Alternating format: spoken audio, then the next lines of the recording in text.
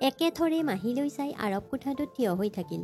তোমাৰ এই বৌজনীয়ে মোক কেঁচুৱাটো ল'বলৈ নিদিয়ে, চকুপানী মচি মাহীয়ে সৰু মাতেৰে ক'লে। তাই কৈছে, তুমি মোৰ কেঁচুৱাটো পেলাই দিবা।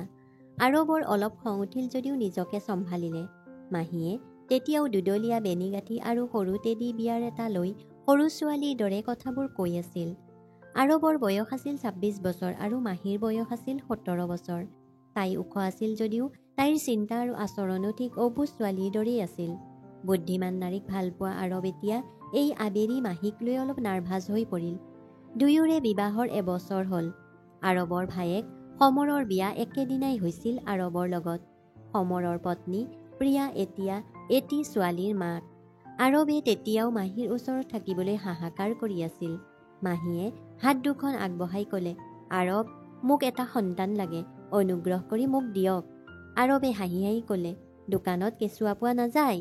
ঠিক আছে, কোৱা, সঁচাকৈয়ে তুমি কেঁচুৱা এটা বিচাৰা নেকি? মাহীৰ চকুৰ দুটা দুষ্টামি আৰু হয়, মোক এটা লাগে। আৰৱে মৃদু হাঁহি এটা মাৰি সুধিলে, তুমি সকলো সহ্য কৰিব পাৰিবানে? মাহী হাতখন জোকাৰি জোকাৰি ক'লে, হয়, মই সকলো পাৰিম, মোক মাত্ৰ এটা সন্তান লাগে, গতিকে মোক এটা লাগে। তাইৰ অবুজন ভাৱত আৰৱে হাঁহি ক'লে, চিঞৰিব নোৱাৰিবা? তাই ক'লে, হ'ব, নিচিঞৰো। আৰৱে উঠি গৈ আলমাৰীৰ পৰা পেকেট এটা উলিয়াই মাহীৰ হাতত দি ক'লে, যোৱা, এইটো পিন্ধি আহা। সেই বুলি কৈ সি মাহীৰ টেডী বিয়াৰটো হাতৰ পৰা লৈ থৈ দিলে। মাহীয়ে নাইট গাউনটোলৈ চাই সুধিলে, এইটো পিন্ধিলে সঁচাকৈয়ে কেঁচুৱা এটা পামনে? আৰৱে হাঁহি এটা মাৰি ক'লে, মাত্ৰ মই যি কৈছোঁ তাকেই কৰা। অলপ পিছতে মাহীয়ে কোঠাটোত সোমাই গ'ল।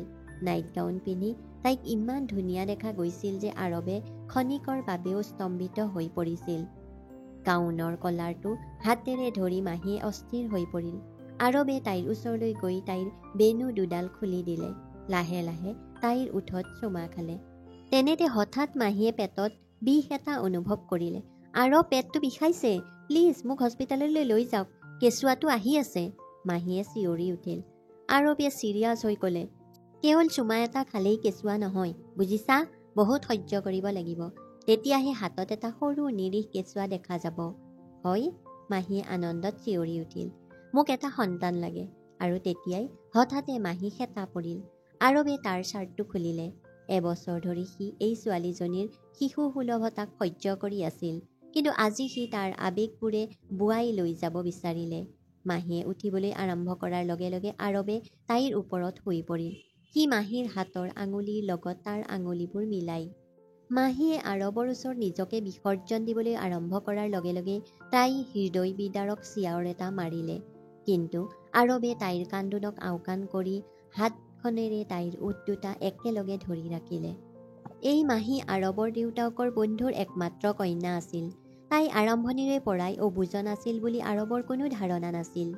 মাহীয়ে ল'ৰা ছোৱালীক অপৰিসীম মৰম কৰিছিল। সৰু ল'ৰা ছোৱালীক ৰাস্তাত খেলি থকা দেখিলেই তাই ঘৰলৈ লৈ আহিছিল আৰু দৰ্জা বন্ধ কৰি ভিতৰত ৰাখিছিল। ইফালে সিহঁতৰ মাকে বিচাৰি আহি ল'ৰা ছোৱালীক লৈ যায়, লগতে তাইক গালি পাৰি যায়। মাহীয়ে নিৰ্দোষীভাৱে মাকক কয়, মা, মোক এটা সন্তান লাগে। মাকৰ চকু দুটা ডাঙৰ হৈ গ'ল। পাগল হৈ গ'লা নেকি? মাহীয়ে খৰধৰকৈ ক'লে, মা, এইজনী ৰত্নাখুৰী, তাইও সিদিনা এটা কেঁচুৱা আনিলে, তুমিও আনা মা। মই বৰ বিৰক্ত হৈ পৰিছোঁ তোমাৰ কথাত। তোমাৰ মাথা ঠিকেই আছেনে? তেনেকৈ হস্পিটাললৈ গৈ ল'ৰা ছোৱালী পোৱা নাযায়। মাহীয়ে মূৰটো খজুৱাই ভাবিলে আৰু মাকক ক'লে, মা, আমি এনেকৈ কিয় নাপাম? ৰত্নাখুৰীয়ে কৈছে তেওঁলোকে হস্পিটালৰ পৰা কেঁচুৱা আনিছে। তেওঁলোকে মোক কৈছে হস্পিটাললৈ গ'লেই কেঁচুৱা এটা পাবা। মাহীয়ে খৰধৰকৈ উত্তৰ দিলে, মা, প্লিজ হস্পিটাললৈ গৈ কেঁচুৱা এটা আনি দিয়া। শপত খাই কৈছোঁ, মই নিজেই যত্ন ল'ম আৰু চুবুৰী ল'ৰা ছোৱালীকো ঘৰলৈ নানো। মাহীৰ মাকে খঙেৰে তাইৰ ফালে চালে আৰু ক'লে, মই এটা কাম কৰিম, তোমাক বিয়া পাতি দিম আৰু তাৰ পিছত ভগৱানৰ পৰা যিমান ল'ৰা ছোৱালী মন যায় সিমান ল'ৰা ছোৱালী আনিবা। মাহী পঢ়া শুনাত দুৰ্বল আছিল। তাই মেট্ৰিক পাছ কৰি আৰু নপঢ়িলে। তাইৰ দেউতাকে তাইৰ বাবে বহুত খেলনা কিনি আনিছিল, কিন্তু মাহীয়ে ল'ৰা ছোৱালীক বেছি ভাল পাইছিল। তাইৰ খেলনাবোৰ চুবুৰীৰ সৰু ল'ৰা ছোৱালীকেইটাক দিছিল। চুবুৰীত যেতিয়াই কাৰোবাৰ কেঁচুৱা জন্ম হৈছিল, মাহীয়ে সিহঁতৰ ঘৰলৈ দৌৰি গৈছিল। তাই নিৰীহ সৰু শিশুটিক ধৰিব, ভালদৰে চাব, তাৰ সৰু সৰু হাত দুখন অনুভৱ কৰিব। ইফালে সমৰৰ পৰিয়ালে কয় যে বিয়াৰ বাবে আৰু অপেক্ষা কৰিব নোৱাৰি, কেৱল সমৰৰ বিয়া হ'ব লাগিছিল। আৰৱৰ দেউতাকে যেতিয়া মাহীৰ দেউতাকক লগ পালে তেতিয়া তেওঁ বুজিলে যে মাহীৰ দেউতাক অসুস্থ হৈ পৰিছিল আৰু অকলে বহুত কাম কৰিবলগীয়া হৈছিল। তেওঁ মাহীক লৈ বহুত চিন্তা কৰিছিল। তেতিয়া আৰৱৰ দেউতাকে পৰামৰ্শ দিলে, তেন্তে তুমি এটা কাম কৰা, মোৰ ল'ৰা আৰৱৰ লগত মাহীক বিয়া কৰাই দিয়া। মাহীৰ দেউতাকে উদ্বেগ প্ৰকাশ কৰিলে, তাই এতিয়াও বহুত সৰু, মাত্ৰ 16 বছৰ, আৰু তাই মোৰ একমাত্ৰ সন্তান। তাইৰ শৈশৱ এতিয়াও এটা স্পষ্ট সমস্যা। তাই বিবাহৰ দায়িত্ব চম্ভালিব পাৰিব যে? মোৰ সন্দেহ। আৰৱৰ দেউতাকে তেওঁক আশ্বাস দিলে, চিন্তা নকৰিবা, তোমাৰ ছোৱালীজনীৰ সম্পূৰ্ণ যত্ন ল'ম। তাই মাক দেউতাকক মিছ নকৰিব, তাইক আমি বহুত মৰম দিম। সেই সময়ত আৰৱৰ বয়স আছিল 27 বছৰ। ইতিমধ্যে সি বিয়াৰ কথা ভাবিছিল। দেউতাকে যেতিয়া তাক মাহীৰ ফটো দেখুৱাইছিল তেতিয়া তাইক 16 বছৰীয়া ছোৱালীৰ দৰে একেবাৰেই দেখা নাছিল। ফটোখনত চুলি মেলা আৰু লাইট মেকআপ কৰা মাহীক বৰ ধুনীয়া দেখা গৈছিল। আৰৱে ক'লে, ঠিক আছে, কোনো সমস্যা নাই। আৰৱে জানিছিল যে মাহীৰ মাক দেউতাক ডুবাইলৈ যাব, গতিকে বিয়াখন খৰখেদাকৈ হ'ব। সমৰৰ সৈতে তাৰ বিয়াৰ তাৰিখো সেইদিনাই নিৰ্ধাৰণ কৰা হৈছিল। আৰৱৰ মাথো মাহীক একবাৰ লগ পোৱাৰ ইচ্ছা আছিল যদিও সেয়া সহজ নাছিল। সি মাকক ক'লে, মই ছোৱালীজনীক মুখামুখিকৈ লগ পাব বিচাৰোঁ আৰু কেইটামান কথা বতৰা পাতিব বিচাৰোঁ। তেওঁ স্পষ্টকৈ না কৰিলে। নাই, বিয়ালৈ মাত্ৰ এমাহ বাকী, গতিকে বিয়াৰ পাছত যিমান কথা পাতি থাকিবা। কিন্তু আৰৱৰ কোনো ধাৰণা নাছিল যে তাৰ পত্নী ইমান অসাৱধান আৰু মূৰ্খ হ'ব। বিয়াত মাহীয়ে বহুত কান্দিছিল আৰু বিয়াৰ নিশা যেতিয়া আৰৱ কোঠাটোত সোমাইছিল তেতিয়া তাৰ হৃদয়খন আৱেগেৰে ভৰি পৰিছিল। কিন্তু মাহীয়ে অস্থিৰভাৱে কোঠাটোত খোজকাঢ়ি আছিল। আৰৱে ভাবিলে মাহীয়ে বিচনাত বহি তাৰ বাবে অপেক্ষা কৰি থাকিব, কিন্তু তাইক দেখি সি আচৰিত হ'ল। কেতিয়াবা বিচনাৰ তলত বিচাৰি ফুৰিছিল, কেতিয়াবা আলমাৰীত কিবা এটা চাই আছিল। আৰৱে দুৱাৰখন বন্ধ কৰি সুধিলে, কি বিচাৰি আছা মাহী?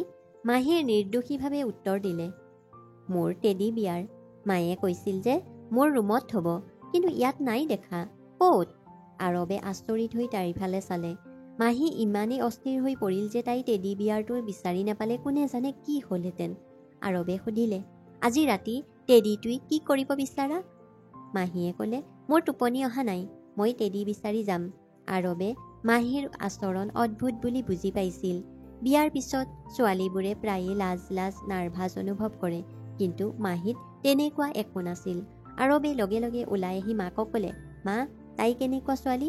মাকে হাঁহি হাঁহি ক'লে, তাই মাক দেউতাকৰ বৰ মৰমৰ, তাইৰ কোনো ভাই ভনীয়েক নাই, সেয়েহে তাইৰ খেলনা খেলাৰ অভ্যাস আছে। লাহে লাহে সময়ৰ লগে লগে ভাল হ'ব, তুমি তাইক অলপ বুজিবলৈ চেষ্টা কৰা। আৰৱ স্তম্ভিত হৈ পৰিল। মাহী তাতকৈ 10 বছৰো সৰু আছিল। কি ক'ব বিচাৰিছে? তাইৰ 15-16 বছৰ? সি ভাবিলে। মাকে ক'লে, হয় বাবা, তাই মাত্ৰ 6 মাহ আগতে হাইস্কুল শিক্ষান্ত পৰীক্ষাত উত্তীৰ্ণ হৈছে। তাইক ডাঙৰ যেন লাগে, কিন্তু তাই এতিয়াও বহুত শিশুসুলভ। আৰৱে মূৰটো খামুচি ধৰি চোফাখনত বহিল। আজি ৰাতি ছোৱালীজনী ইমান বুৰ্বক হ'ব বুলি সি কল্পনাও কৰা নাছিল। আৰৱৰ মাকে তাৰ কাষত বহি ক'লে, চিন্তা নকৰিবা, সকলো ঠিক হ'ব। আৰৱে উত্তৰ দিলে, মা, মই বুজি পোৱা নাই, মই স্মাৰ্ট ছোৱালী ভাল পাওঁ আৰু এই ছোৱালীজনীক ইমান অসাৱধান যেন লাগে। আৰৱ আকৌ কোঠাটোত সোমাই গ'ল আৰু দেখিলে যে তাই চাদৰখন খুলিবলৈ চেষ্টা কৰি আছে, কিন্তু চাদৰখন তেতিয়াও তাইৰ ব্লাউজটোৰ লগত লাগি আছিল। মূৰত পিন আছিল, যিবোৰ আঁতৰাবলৈ তাই যথেষ্ট চেষ্টা কৰিছিল। আৰৱে দুৱাৰখন বন্ধ কৰি তলা মাৰি দিলে। ড্ৰেছিং টেবুলৰ ওচৰলৈ গৈ মাহীৰ উৰণিখন আঁতৰাবলৈ ধৰিলে। মাহী কিমান ধুনীয়া দেখা গৈছিল যে আৰৱৰ হৃদয়খন তাইৰ বাবে ধপধপাই আছিল। আৰৱে তাইৰ গহনাবোৰ আঁতৰাবলৈ ধৰিলে, কিন্তু মাহীয়ে তাক পিছলৈ ঠেলি দিলে। আপুনি কেনেকৈ সাহস কৰিলে? কি নিৰ্লজ্জ মানুহ, মাহীয়ে খঙেৰে ক'লে। আৰৱে মৰমৰে ক'লে, তুমি মোক এইবোৰ কথা কোৱা উচিত নহয়, ইয়াত বহা, মই তোমাক কিবা এটা বুজাই দিম। মাহীয়ে আঁতৰি টানি ক'লে, মোৰ টোপনি ধৰিছে, কাৰো কথা শুনিবলৈ মন নাই। মোৰ দেউতাক এতিয়াই টেডী লৈ আহিব কওক। আৰৱৰ খং মূৰৰ চুলিৰ আগ পালে, কিন্তু সি শান্ত হৈ মাহীৰ লগত যুক্তি দিবলৈ চেষ্টা কৰিলে। ৰাতি 1 বজাত আৰৱে গাড়ীৰে ওলাই আহি এখন উপহাৰৰ দোকান বিচাৰিবলৈ ধৰিলে। বন্ধ হ'বলৈ ওলোৱা দোকান এখনত সি এটা ডাঙৰ টেডী বিয়াৰ কিনি আনি মাহীক দিলে। টেডী বিয়াৰক আলিংগন কৰি তাই শুই পৰিল। আৰৱ মাত্ৰ থিয় হৈ থাকিল আৰু চাই থাকিল। পিছদিনা ৰিচিপশ্যনত মাহীয়ে সেই পোছাক পিন্ধি বৰ অস্বস্তি পাইছিল। আৰৱৰ মেজাজ বেয়া আছিল। ঘৈণীয়েক বৰ ধুনীয়া আছিল যদিও আৰৱৰ অনুভৱৰ বিষয়ে তাইৰ কোনো ধাৰণা নাছিল। পাৰ্টি শেষ হোৱাৰ লগে লগে তাইক ক'লে, সোনকালে মোৰ দুপাট্টা আৰু গহনা খুলি দিয়া, মই বৰ শ্বাসৰুদ্ধ হৈ পৰিছোঁ। আৰৱে মাথো তাইৰ ফালে চাই থাকিল। ইতিমধ্যে তাৰ খং উঠিছিল আজি, গতিকে সি ক'লে, নিজৰ কাম নিজেই কৰা, মোৰ অনুভৱবোৰক গুৰুত্ব দিছা? যোৱা নিশা গোটেই ৰাতি তুমি অকলে শুই আছিলা। মই কি ভাবি আছিলোঁ জানানে? কোনো ছোৱালী তোমাৰ দৰে মূৰ্খ নহয়। মাহীয়ে তাইৰ দুপাট্টা আঁতৰাই গহনাবোৰ খুলি বিচনাত পেলাই দিলে। আৰৱে ক'লে, সেইবোৰ তুলি লকাৰত ভালদৰে ভৰাই থোৱা। মাহীয়ে ক'লে, মই থ'ম নহয়, ইমান কিয় বকিছে?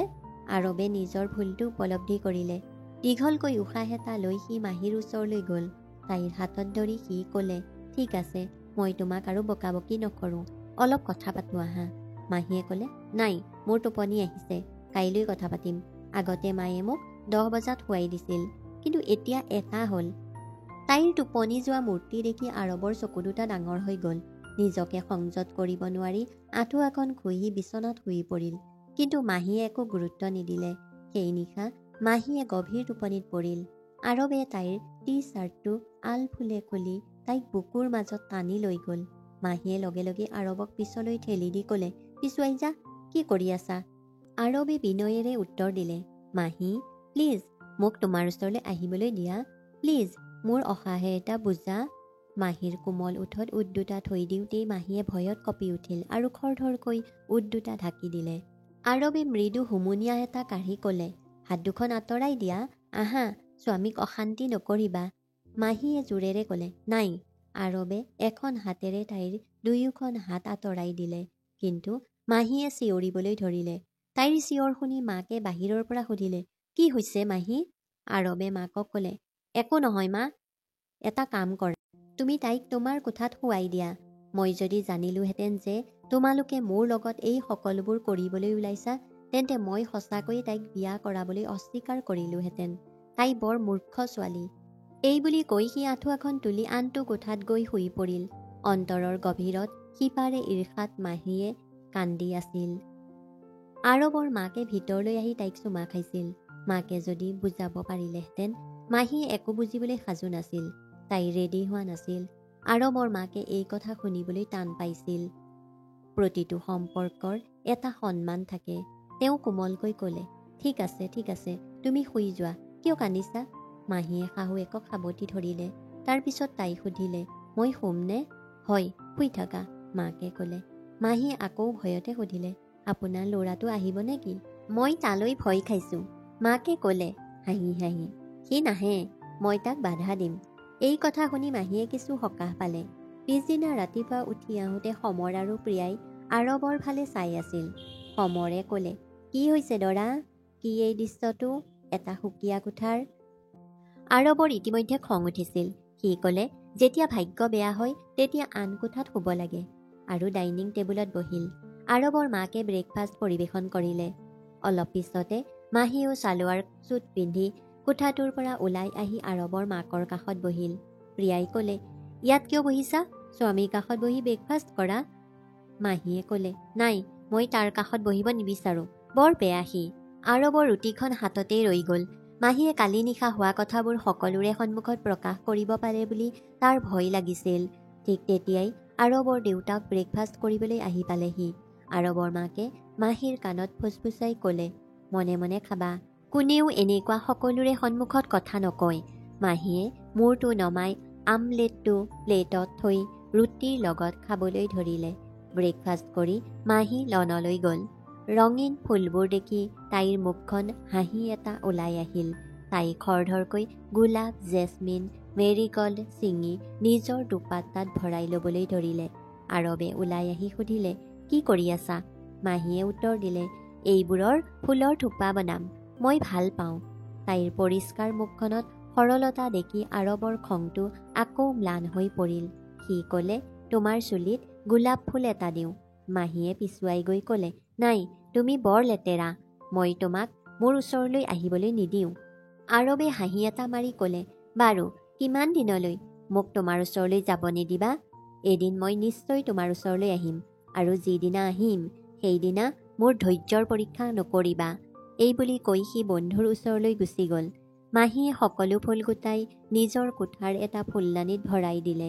সেইদিনা সন্ধিয়া যেতিয়া আৰৱে লগৰবোৰৰ সৈতে উভতি আহিছিল, তেতিয়া দেখিলে যে কঁকালত গামোচা বান্ধি মাহীয়ে চুবুৰীৰ ল'ৰা ছোৱালীৰ লগত ক্ৰিকেট খেলি আছে। ল'ৰা ছোৱালী প্ৰায়ে গধূলি খেলিবলৈ ওলাই আহিছিল। কোনোবাই বেডমিণ্টন খেলিছিল, কোনোবাই ক্ৰিকেট খেলিছিল আৰু মাহীয়ে সিহঁতৰ লগত খেলি আছিল। আৰৱে এই কথাটো অদ্ভুত বুলি ভাবিছিল, কাৰণ তাৰ বন্ধুসকলে তাক ঘৰলৈ থ'বলৈ আহিছিল। বন্ধুৰ গাড়ীৰ গ্লাছত খুন্দা মাৰিলে বলটোৱে।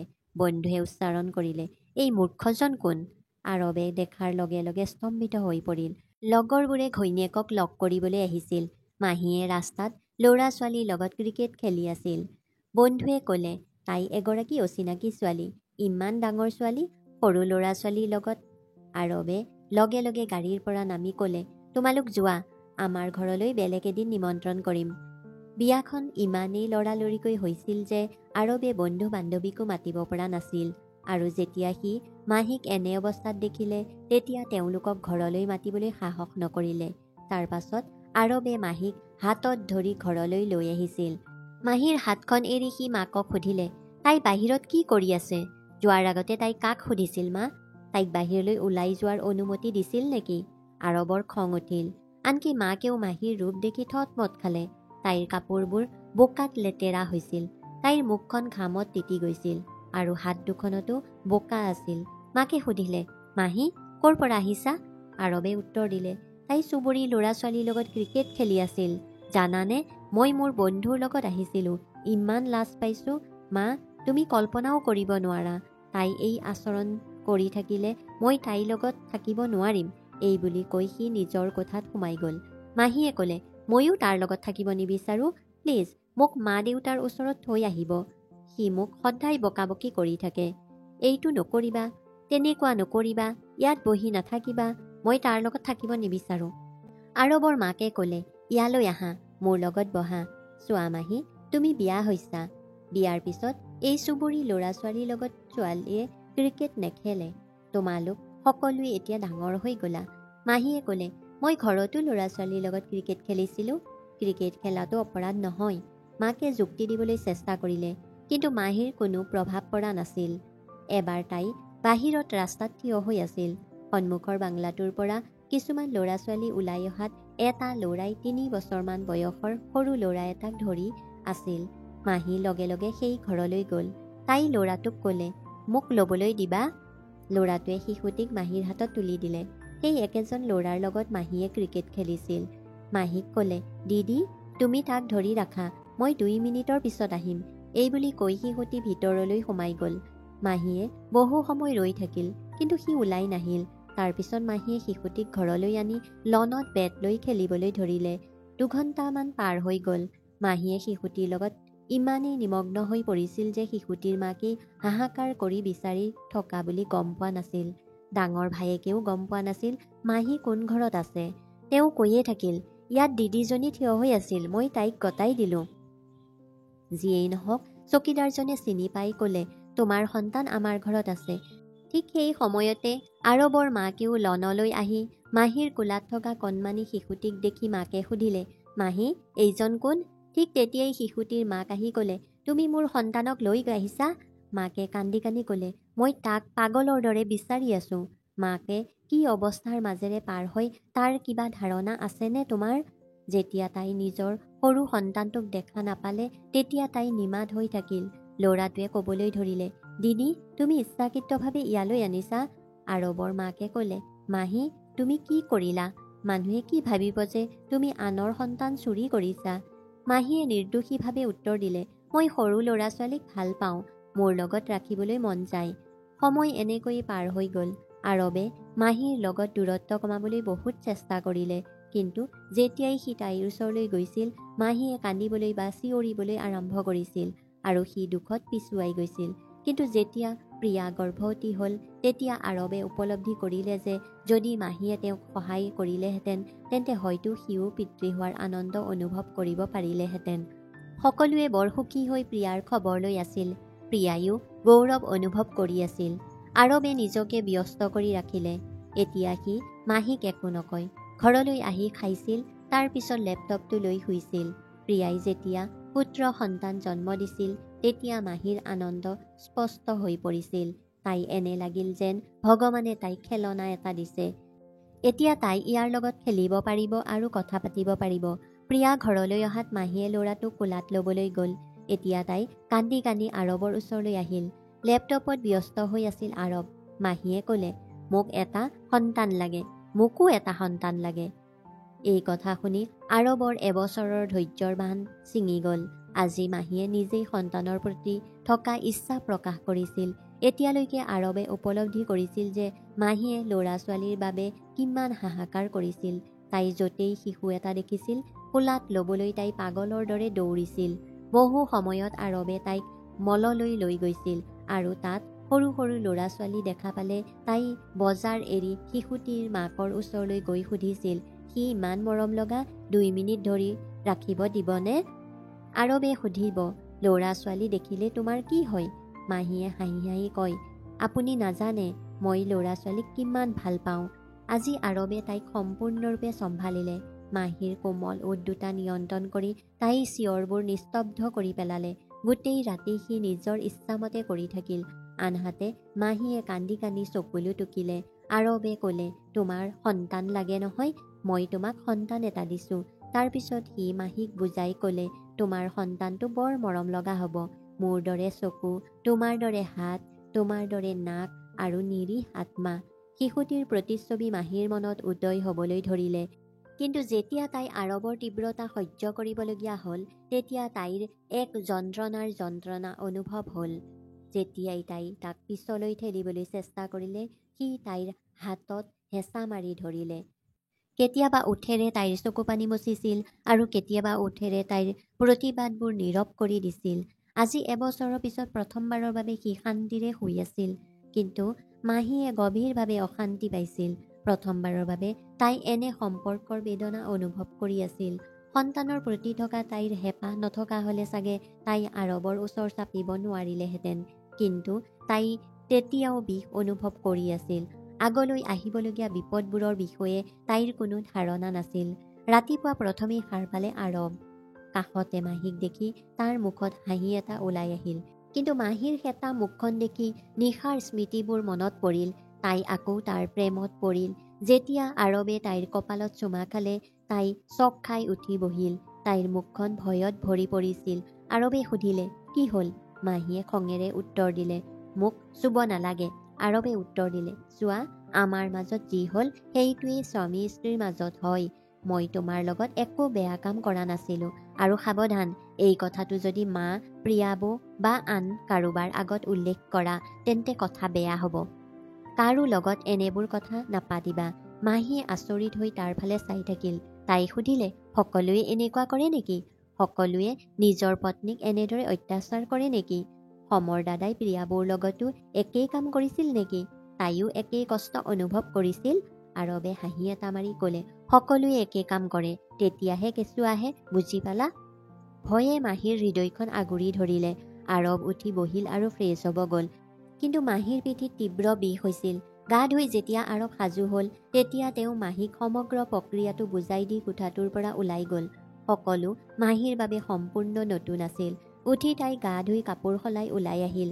শাহুৱেকে কাম কৰা বাইজনীক ব্ৰেকফাষ্ট দিবলৈ কৈছিল। মাহীয়ে মনে মনে ব্ৰেকফাষ্ট খাবলৈ ধৰিলে। প্ৰিয়াই সৰু ল'ৰাটোক কোলাত লৈ তাৰ লগত কথা পাতিলে। মাহীয়ে আহি সিহঁতৰ কাষতে বহিল। প্ৰিয়াই অলপ ভ্ৰু কুচাই মাহীলৈ চালে। কিন্তু মাহীয়ে হাঁহি এটা মাৰি ক'লে, বৌ, মোলৈ ভয় নকৰিব, মই পেলাই নিদিওঁ, মাত্ৰ 2 মিনিটৰ বাবে মোৰ হাতত থাকিব দিয়ক। প্ৰিয়াই তাইক মৰমেৰে বুজাই দিলে যে ল'ৰা ছোৱালী বহুত মূল্যৱান। তুমি গম পোৱা উচিত যে এগৰাকী নাৰীয়ে সন্তান জন্ম দিবলৈ কিমান কষ্ট সহ্য কৰিব লাগে। মাহীয়ে মন দি ভাবিলে। তাই ক'লে, হয় বৌ, মই বুজি পাইছোঁ, মাত্ৰ মোক অলপ সময় ল'ব দিয়ক, মই বৰ সাৱধানে ধৰিম। প্ৰিয়াই অতি সযতনে পুত্ৰক মাহীৰ কোলাত থৈ দিলে। তাৰ হাত, চকু আৰু মৰম লগা লৰচৰবোৰ দেখি তাই আনন্দিত হৈ পৰিল। তাৰ কোমল আঙুলিবোৰ চুই তাই ক'লে, ইমান কোমল, ঠিক টিচু পেপাৰৰ দৰে। প্ৰিয়াই হাঁহি এটা মাৰিলে। ল'ৰা ছোৱালীবোৰ তেনেকুৱাই সূক্ষ্ম। মাহীয়ে সুধিলে, বৌ, ৰাতি কান্দি থাকে নেকি? প্ৰিয়াই হাঁহি হাঁহি ক'লে, হয়, গোটেই ৰাতি শুবলৈ নিদিয়ে, কিন্তু এইটো সুখৰ কাৰণ। মাহীয়ে ক'লে, তেন্তে তুমি নিশ্চয় বহুত উপভোগ কৰিছা বৌ। প্ৰিয়াই হাঁহি হাঁহি ক'লে, টোপনিত মোৰ চকু দুটা বন্ধ হৈ যায়, কিন্তু মই মাত্ৰ তাৰ যত্ন লৈয়ে থাকোঁ। কিছু সময়ৰ পিছত মাহীয়ে কেঁচুৱাটো প্ৰিয়াক দিলে। ৰাতি আৰৱ ঘৰলৈ আহোঁতে মাহীক সাধাৰণ পোছাক পিন্ধি থকা দেখি সি সুধিলে, ইয়াত কি কৰি আছা? যোৱা, সাজু হোৱা। মাহীৰ হৃদয়খন হঠাতে ধপধপাবলৈ ধৰিলে। তাই ভয়তে ক'লে, নাই প্লিজ, আজি নহ'ব। আৰৱে মৰমৰ সুৰত ক'লে, আজি মই তোমাক বাহিৰলৈ লৈ গৈ হোটেলত ৰাতিৰ আহাৰ খাবলৈ মন গৈছে, সাজু হোৱা। মাহীয়ে লাহে লাহে হয় বুলি কৈ সাজু হ'ল। আৰৱে তাইক ভাল আৰু দামী ৰেষ্টুৰেণ্ট এখনলৈ লৈ গ'ল। মেনুখন মাহীৰ হাতত তুলি দি ক'লে, তুমি অৰ্ডাৰ দিয়া। মাহীয়ে যি ভাল পাই অৰ্ডাৰ দিলে। ইয়াৰ পিছত আৰৱে তাইক সোণৰ দোকানলৈ লৈ গ'ল আৰু ক'লে, তোমাৰ ভাল লগা যিকোনো বস্তু বাছি লোৱা, মই তোমাক দিম। মাহীয়ে হাঁহি হাঁহি ক'লে, মোক মাত্ৰ এটা সন্তান লাগে। আৰৱে তাইৰ হাতত ধৰি ক'লে, তোমাৰ সন্তানটোও সোনকালেই আহিব। সেই নিশা আৰৱে কোনো ধৰণে মাহীৰ ওচৰলৈ আহিবলৈ চেষ্টা কৰা নাছিল। লাহে লাহে তাইক নিজৰ ওচৰতে ৰাখিছিল আৰু লেপটপত কাম কৰি থাকিলে মাহীক কাষত বহিবলৈ দি কান্ধত মূৰটো থৈ দিছিল। মাহীয়ে এতিয়া তাৰ স্পৰ্শৰ অনুভৱ লাহে লাহে চিনাকি হৈ আহিছিল যদিও নাৰ্ভাছ হৈ আছিল। এমাহৰ পাছত হঠাৎ মাহী অসুস্থ হৈ বমি কৰিবলৈ ধৰিলে। আৰৱৰ মাকে তাইক হস্পিটেললৈ লৈ গ'ল। ডাক্তৰে মাহী গৰ্ভৱতী বুলি ক'লে। মাহী বৰ সুখী হৈ পৰিল। আৰৱৰ মাকে প্ৰিয়াৰ দৰে তাইৰো যত্ন লৈছিল। মাহীয়ে উদ্বিগ্নতাৰে আৰৱক সুধিলে, আমাৰ সন্তান কেতিয়া হ'ব? আৰৱে হাঁহি হাঁহি ক'লে, বেবী ইমান সোনকালেই নাহে, সময় লাগে। মাহীয়ে দুষ্টামিৰে সুধিলে, কোৱা, মোৰ কেঁচুৱাটো মোৰ দৰে হ'বনে তোমাৰ দৰে? আৰৱে ক'লে, সিও তোমাৰ নিচিনা হ'ব, বৰ নিৰীহ আৰু মৰম লগা। সময়ৰ লগে লগে মাহীৰ পেটটো দেখাবলৈ ধৰিলে। ভৰি দুখন ফুলিবলৈ ধৰিলে আৰু বিষ হ'বলৈ ধৰিলে। ৰাতি বিষ বাঢ়িলে তাই কানে আৰু আৰৱে তাইৰ ভৰিৰ মালিচ কৰি তাইৰ বিষ লাঘৱ কৰিবলৈ চেষ্টা কৰে। লাহে লাহে মাহীৰ হৃদয়তো আৰৱৰ প্ৰতি থকা প্ৰেম জাগ্ৰত হ'বলৈ ধৰিলে। আৰৱে সাৰ পাই নিজৰ টোপনিৰ কথাত কেতিয়াও গুৰুত্ব নিদি সকলো সময়তেই তাইৰ যত্ন ল'বলৈ ধৰিলে। এতিয়া তেওঁলোকৰ কোঠাত সৰু ল'ৰা ছোৱালীৰ ফটো থোৱা হ'ল। সপ্তম মাহত আৰৱে কেঁচুৱাটোৰ বাবে সকলো বজাৰ কৰি দিলে। মাহীয়ে যি বস্তুত হাত থৈছিল সি তাইৰ বাবে কিনি দিছিল। 9 মাহৰ পাছত মাহীয়ে সম্পূৰ্ণৰূপে গম পালে যে শিশুটিৰ প্ৰতিটো খোজ কেৱল হস্পিটালতেই নহয়, মাকৰ হৃদয়ত জন্ম হোৱাৰ আগতেই উপস্থিত আছিল। সন্তান জন্ম হোৱাৰ আগতেই মাহীয়ে নিজৰ সন্তানৰ প্ৰতি গভীৰ মৰম অনুভৱ কৰিছিল। তাই বুজি পাইছিল সন্তানৰ আশীৰ্বাদ আৰু এগৰাকী মাতৃৰ ত্যাগ। খাদ্যও শিশুৰ ইচ্ছামতেই খাব লগা হয়।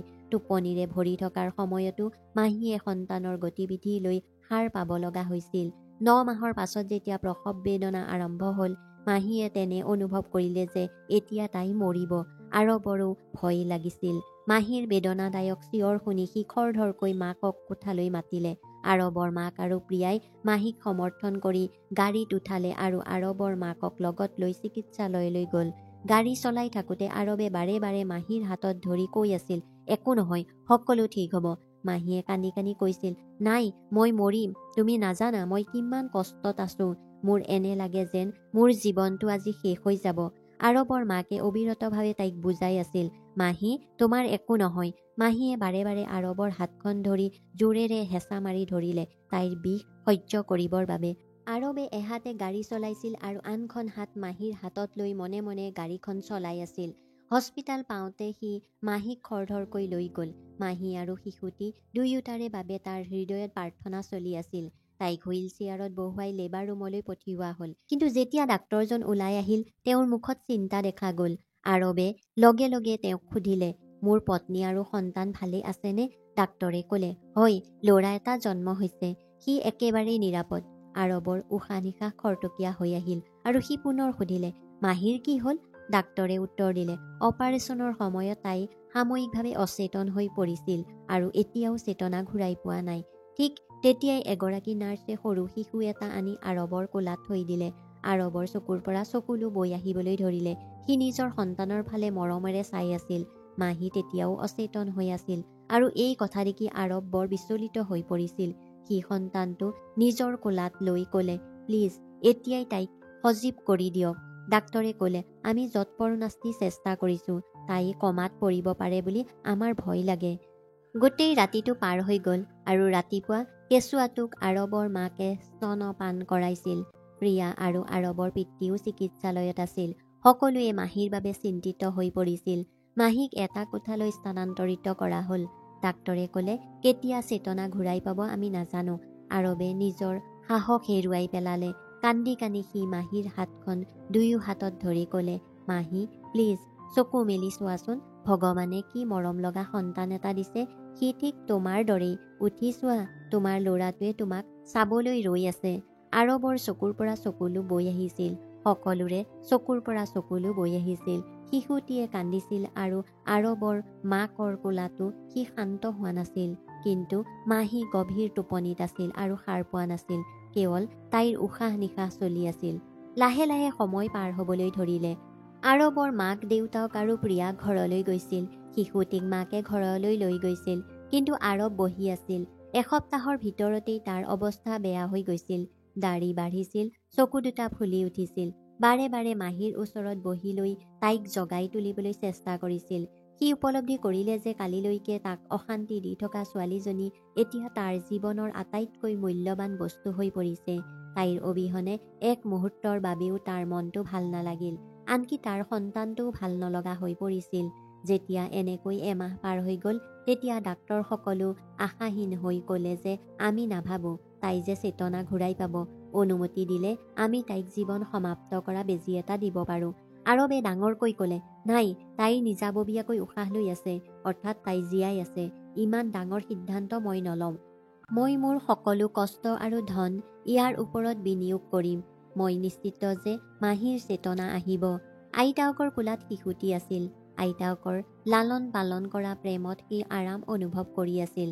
এমাহ দুমাহ, তাৰ পিছত 3 মাহ পাৰ হৈ গ'ল, কিন্তু মাহীৰ চেতনা নাহিল। কেতিয়াবা আৰৱে নিজৰ ল'ৰাটোক লগত লৈ আহি কৈছিল, এইজনী তোমাৰ মা, মাক মাতা। তাৰ একমাত্ৰ আশা আছিল যে যেতিয়া শিশুটিয়ে মাহীক মা বুলি ক'ব তেতিয়া নিশ্চয় সাৰ পাব। শিশুটিৰ লগত মাহীৰ এক গভীৰ সম্পৰ্ক আছিল। গৰ্ভাৱস্থাতো তাই কৈছিল, আৰৱ মোৰ সন্তানে এই পৃথিৱীলৈ আহিলে মোক মা বুলি মাতিবনে? কিন্তু এতিয়া 4 মাহ পাৰ হৈ গ'ল। আৰৱে যেতিয়াই শিশুটিক মাহীৰ ওচৰলৈ লৈ গৈছিল, তেতিয়াই শিশুটিয়ে মাকৰ ছাৰ্টটো টানি কান্দিছিল। তাইৰ হৃদস্পন্দন দ্ৰুত গতিত বৃদ্ধি পালে। মেচিনৰ এই হাৰ বৃদ্ধি পালে আৰু আশাৰ সৃষ্টি আৰৱৰ হ'ল। সি শিশুটিক কান্দিবলৈ বাধ্য কৰাইছিল আৰু বাৰে বাৰে মাহীৰ ছাৰ্টটো কামুৰি শিশুটিয়ে টানি কান্দি আছিল। আৰু কান্দি থাকোঁতেই সি কেতিয়াবা মা মা বুলি কৈ আছিল, যেন মাহীৰ চকুৰ পতাবোৰ লৰচৰ কৰি আছে। লগে লগেই নাৰ্ছ আৰু ডাক্তৰক মাতিলে। মাহীৰ শৰীৰত সামান্য ভাৱ এটা আহিল। ডাক্তৰসকলে অলপ আশাবাদী অনুভৱ কৰিলে। তেওঁলোকে ক'লে, আপোনাৰ কেঁচুৱাই মাকক চেতনালৈ ঘূৰাই আনিব পাৰিব। দৈনিক আনিব আৰু কেঁচুৱাটোৰ স্পৰ্শ অনুভৱ কৰিলেই মাকৰ কাষত শুৱাই দিব। যেতিয়া তাই নিজৰ সন্তানৰ স্পৰ্শ অনুভৱ কৰিব, তাৰ কান্দোন শুনিব, তেতিয়া নিশ্চয় সাৰ পাব। আৰু ঠিক এইটোৱেই হ'ল। আৰৱে প্ৰতিদিনে অংশক লৈ আহিছিল আৰু শিশুটিৰ ভোক লাগিলে মাহীৰ ওচৰত শুৱাই দিছিল। যেতিয়া শিশুটিয়ে কান্দি আছিল, তেতিয়া যেন মাহীৰ নিৰ্জীৱ শৰীৰৰ পুনৰ জীৱন আহিল। এবাৰ শিশুটিয়ে ইমান জোৰেৰে কান্দিলে যে এই কথা দেখাৰ লগে লগে মাহীয়ে উঠি বহিল। ডাক্তৰজনো আচৰিত হ'ল। মাহীয়ে লগে লগে নিজৰ কান্দি থকা সন্তানটোক কোলাত লৈ সাৱটি ধৰিলে। এই ঘটনাটো আশীৰ্বাদৰ দৰে আছিল। সাধাৰণতে কমাত থকা ৰোগী বছৰ বছৰ ধৰি অচেতন হৈ থাকে, কিন্তু মাহীৰ সন্তানৰ প্ৰতি থকা মৰমে তাইক ঘূৰাই আনিলে। মাহীয়ে শিশুটিক কোলাত লৈ কান্দি কান্দি চুমা খাই আছিল।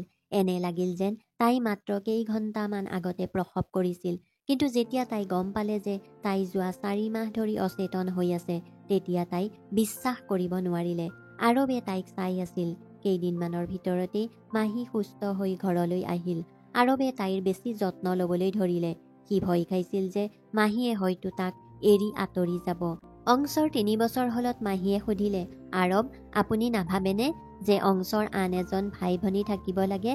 আৰৱে ক'লে, নাই, মই তেনেকুৱা নিবিচাৰোঁ। মাহীয়ে আচৰিত হৈ সুধিলে, কিয় তেনেকুৱা? আৰৱে কয়, মোৰ বহুত বেয়া অভিজ্ঞতা হৈছিল। ময়ো মৰিম বুলি ভাবিছিলোঁ। এই বুলি কৈ সি মাহীক সাৱটি ধৰি কান্দিবলৈ ধৰিলে। এইমাত্ৰ তোমাক হেৰুৱাব নিবিচাৰোঁ। এটা সন্তানেই যথেষ্ট। কিন্তু মাহীয়ে ক'লে, আগতে যি হৈছিল সেই একেই কথাটো হ'ব প্ৰয়োজনীয় নহয়। বাৰু বিয়াৰ 7 বছৰ পাৰ হৈ গ'ল আৰু তেওঁলোকৰ 2টা সন্তান হ'ল। কিন্তু যেতিয়াই আৰৱৰ সেই সময়টো মনত পৰে সি মাহীক কোলাত মূৰ থৈ মাহীয়ে কয়, মোক শুবলৈ দিয়া, মোক কিয় অশান্তি দিছা? আৰৱে কয়, শুই যোৱা, মাত্ৰ মোৰ ওচৰত থাকা, যেতিয়া তুমি আঁতৰত থকা মোৰ মৰিবলৈ মন যায়। মাহীয়ে ক'ব, আৰৱ তুমি কেতিয়াবা শিশুৰ দৰে আচৰণ কৰা, মোৰ পৰা আঁতৰি যোৱা। অংশৰ বয়স এতিয়া 5 বছৰ হৈছিল। যেতিয়াই সি দেউতাকৰ হাতত মাকৰ হাতখন দেখিব সি হাতখন আঁতৰাই নিজৰ হাতত ধৰি ক'ব, এইজনী মোৰ মা, পাপা তাইক স্পৰ্শ নকৰিবা।